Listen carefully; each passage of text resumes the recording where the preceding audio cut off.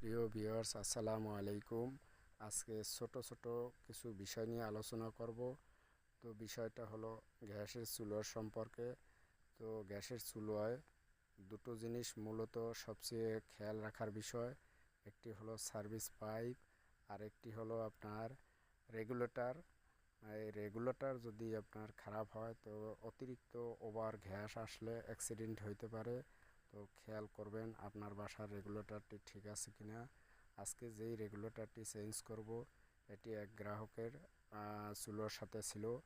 এটা খারাপ হওয়ার পরে আমি একটি নতুন রেগুলেটর সেট করে দিলাম।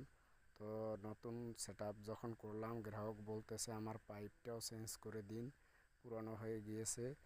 তো এভাবে যদি আপনি খেয়াল করেন আপনার বাসার রেগুলেটর অথবা গ্যাসের পাইপ, এগুলো অ্যাক্সিডেন্ট হওয়ার আগেই যদি খেয়াল করেন, তো আশা করি আপনি বিপদের সম্মুখীন হবেন না। তো যখন আমি পাইপ প্লাস রেগুলেটর চেঞ্জ করে দিলাম, পাইপের মাথাটা সমান করে কেটে দিয়ে, যদি কাটা না হয় সমান, তাহলে সাইড দিয়ে গ্যাস লিকেজ করতে পারে। তো যখন আমি সমান করে দুটো ক্লাম দিয়ে দিলাম, একটি ক্লাম রেগুলেটরের সাথে সেট হবে, আরেকটি ক্লাম চুলোর যে পাইপ আছে সার্ভিস পাইপ, সেই পাইপের সাথে সেট হবে।